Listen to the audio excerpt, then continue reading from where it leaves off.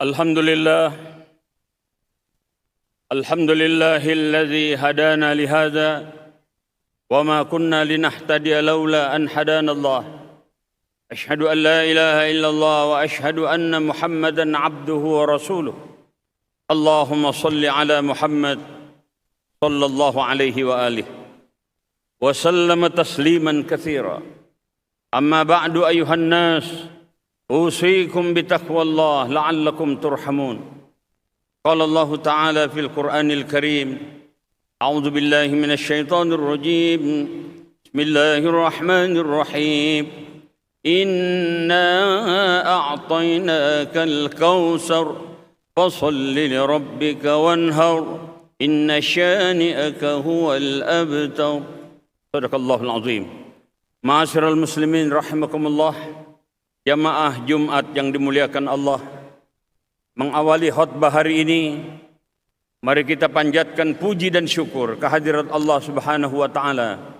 Alhamdulillah kita bisa berkumpul di Masjid Istiqlal untuk bersama-sama melaksanakan salat Jumat yang kita awali dengan khutbah yang sedang berlangsung. Salawat seiring salam tak lupa kita sampaikan kepada junjungan Nabi besar kita Muhammad sallallahu alaihi wasallam, pendobrak kebatilan, penyelamat umat menuju kebenaran. Selaku khatib, saya mengajak mari kita tingkatkan iman dan takwa kita dengan melakukan perintah-perintah Allah dan meninggalkan larangannya sesuai dengan statement Allah dalam Al-Quran, ya ayyuhalladzina amanu taqullaha haqqa tuqatih wa la tamutunna illa wa antum muslimun. Wahai orang yang beriman, bertakwalah kamu kepada Allah dengan takwa yang sebenarnya dan jangan kamu wafat mati meninggalkan dunia ini kecuali dalam keadaan muslim. Ma'asyiral muslimin, judul khutbah hari ini adalah hikmah ibadah korban bagi kaum du'afa. Berkorban adalah merupakan wujud rasa syukur kita kepada Allah karena banyaknya nikmat yang diberikan kepada kita. Dan kita tidak akan mampu menghitung nikmat yang diberikan Allah. Karena itu dalam surat 16 An-Nahl ayat 18. Wa in ta'uddu ni'matallahi la tuhsuha. Innallaha laghafurur rahim. Jika kamu menghitung nikmat Allah, kamu pasti tidak akan mampu menghitungnya. Oleh karena itu syukuri, dan kemudian Allah itu benar-benar Maha Pengampun dan Maha Penyayang. Ayat di atas mengingatkan kepada kita bahwa kita diperintahkan untuk mensyukuri sekecil apapun nikmat yang diberikan Allah kepada kita. Oleh karena itu ayat yang tadi saya bacakan mengawali khutbah yang terdapat dalam surat 108 Al-Kautsar ayat 1 dan 2. Inna a'tainakal kautsar fasholli li rabbika wanhar. Sesungguhnya kami telah memberikan kepadamu nikmat yang banyak, maka dirikanlah salat karena Tuhanmu dan berkorbanlah.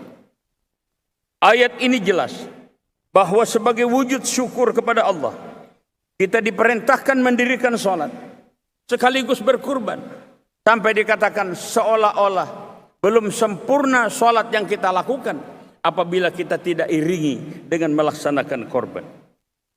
Menurut para pakar bahasa Arab, korban berarti suatu sarana untuk mendekatkan diri takarrub kepada Allah. Korban juga bisa didefinisikan sebagai penyembelihan hewan ternak yang dilaksanakan atas perintah Allah. Bisa kita lakukan pada hari raya Idul Adha dan kemudian ditambah pada 3 hari sesudahnya, 11, 12 dan 13 Dzulhijjah yang kita sebut dengan Ayyam at-Tashrik. Kurban juga dikenal dengan istilah udhiyah, artinya hewan yang disembelih dengan tujuan mendekatkan diri kepada Allah Subhanahu wa taala.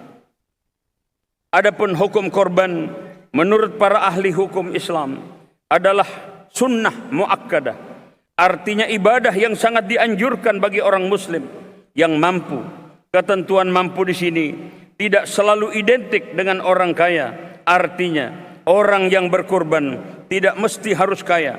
Dalam pandangan mazhab Syafi'i, apabila seseorang masih mempunyai sejumlah uang di luar kebutuhan dan biaya hidupnya pada hari raya Idul Adha dan 3 hari berikutnya, yakni hari-hari tasyrik, maka baginya telah berlaku kewajiban untuk berkorban. Dan perlu diperhatikan bahwa berkorban itu tidak hanya cukup sekali dalam seumur hidup, tetapi selama memiliki kemampuan, maka setiap tahun kita berkewajiban untuk berkorban. Berkorban juga bisa sebagai bukti ketaatan kita kepada Allah Subhanahu wa taala. Bagaimana Nabi kita Ibrahim alaihissalam diperintahkan oleh Allah untuk menyembelih hewan korban. Lalu kemudian terjadilah dialog antara Nabi Ibrahim alaihissalam dengan Nabi Ismail alaihissalam yang digambarkan dalam surat 37 As-Saffat ayat 102. Falamma balagha ma'ahu as-sa'ya qala ya bunayya inni ara fil manam anni asbahuka fanzur madza tara qala ya abati al ma tu'mar satajiduni insyaallahu minas sabirin. Ketika anak itu sampai pada umur ia sanggup bekerja bersamanya, ia Ibrahim berkata, wahai anakku, sesungguhnya aku bermimpi bahwa aku menyembelihmu, pikirkan apa pendapatmu. Dan Ismail pun kemudian menjawab, wahai ayahku, lakukan apa yang diperintahkan Allah, insya Allah engkau akan mendapatiku termasuk orang yang sabar. Kepatuhan dan ketaatan dan kesabaran Nabi Ibrahim alaihissalam dan Nabi Ismail alaihissalam kemudian dilukiskan pada ayat berikutnya, wa padainahu bidzibhin azim, dan kami ganti Ismail dengan tebusan yang besar, yaitu dengan seekor domba. Ma'asyiral muslimin rahimakumullah. Berkorban juga bisa berfungsi sebagai sarana untuk mendekatkan diri kepada Allah dan wujud syukur kita kepada Allah atas nikmat yang diberikan. Bila itu tidak kita lakukan, maka Rasulullah sallallahu alaihi wasallam sangat membenci dan mengancam orang-orang yang tidak mau atau enggan berkorban. Hal ini sebagaimana statement Rasulullah, man kana lahu sa'ah walam yudhi falyamut in syaa yahudiyan aw nasraniyan. Barang siapa yang memiliki kemampuan untuk berkorban tetapi tidak mau berkorban, maka silahkan mati menurut orang Yahudi atau Nasrani. Dalam hadis lain Rasulullah juga bersabda, man kana lahu sa'ah falam yudhi fala yaqrabanna musallana. Barang siapa yang memiliki kemampuan untuk berkorban tapi itu tidak dia lakukan, maka jangan sekali-kali mendekati tempat kami melaksanakan salat. Ayat di atas dan hadis Rasulullah jelas bahwa berkorban memiliki rahasia yang sangat luar biasa, di mana di satu sisi berkorban bisa menjadi penyelamat dari keburukan dunia dan akhirat. Di sisi lain berkorban bisa menjadi sarana penyempurna ibadah. Dengan demikian jelas bahwa berkorban bisa menjadi sarana sosial sekaligus menjadi sarana ibadah. Untuk itu berkorban jangan hanya dipahami secara tekstual, tetapi juga harus dipahami secara kontekstual. Artinya bahwa secara luas berkorban tidak serta-merta hanya dapat diwujudkan dalam bentuk pemotongan hewan sebagaimana yang biasa dilakukan pada setiap hari raya Idul Adha dan 3 hari sesudahnya, tapi dalam bentuk yang lain seperti harta bisa kita lakukan dengan tenaga, pikiran, waktu dan lain sebagainya. Hal ini sebagaimana sabda Rasulullah, man kana lahu mal falyatasaddaq min malih wa man kana lahu quwwah falyatasaddaq min quwwatih wa man kana lahu ilm falyatasaddaq min ilmih. Barang siapa yang mempunyai harta, maka berikanlah dengan hartanya. Barang siapa yang mempunyai kekuatan, maka berikanlah dengan kekuatannya. Dan barang siapa yang mempunyai ilmu, maka berikanlah dengan ilmunya. Namun kenyataan dalam masyarakat masih banyak orang-orang yang enggan untuk berkorban. Hal ini bukan saja karena mereka tidak tahu akan rahasia pentingnya berkorban, tetapi karena memang mereka tidak mau. Untuk itu perlu adanya sosialisasi yang optimal tentang kesadaran berkorban, baik berkorban dalam bentuk hewan yang waktunya telah ditentukan maupun berkorban dalam bentuk-bentuk yang lain sehingga tidak ada lagi orang yang enggan untuk berkorban, yang pada akhirnya kepedulian antar sesama dapat diwujudkan dan dirasakan bersama, kesolehan individual dan kesolehan sosial. Sidang Jumat yang berbahagia, Idul Adha dan ibadah korban adalah anugerah yang diberikan Allah Subhanahu wa taala agar kita makin bersyukur atas banyaknya nikmat yang diberikan Allah kepada kita. Dengan berkorban, seorang muslim menyatakan rasa syukurnya sebab betapa banyaknya nikmat yang diberikan Allah, nikmat yang tidak mungkin dihitung besar dan juga jumlahnya. Apakah itu berupa rezeki, harta, pangkat, dan juga jabatan, dan yang paling utama adalah nikmat iman dan Islam, sekaligus juga untuk meneladani 3 sosok manusia besar, yaitu Nabi Ibrahim alaihissalam, Ibu Siti Hajar, dan juga Nabi Ismail alaihissalam. Du'afa adalah orang yang hidup dalam kondisi miskin atau sangat membutuhkan bantuan.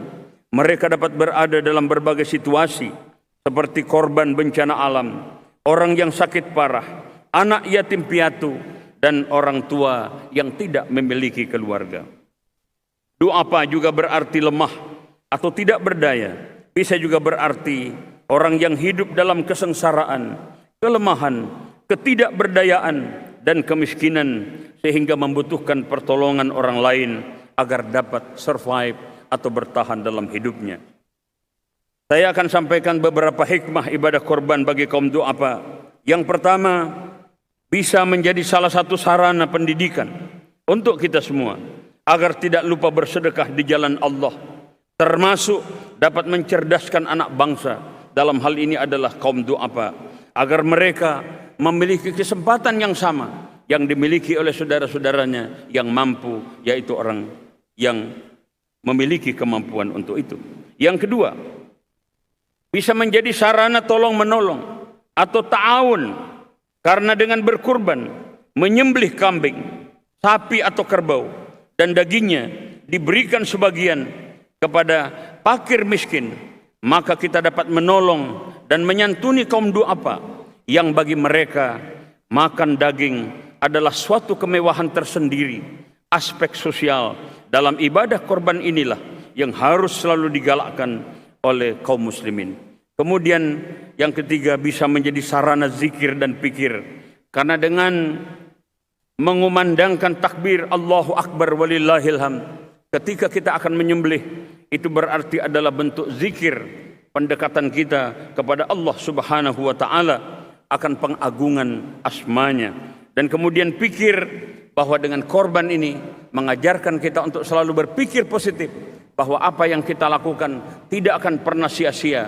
Sebagaimana Allah pernah mengingatkan dalam Al-Quran, in ahsantum ahsantum li anfusikum, kalau kamu berbuat baik maka kebaikan itu kembali kepada dirimu. Dan bahkan Rasulullah juga mengingatkan, khairun nas anfa'uhum linnas, sebaik-baik manusia adalah yang bermanfaat bagi sesamanya.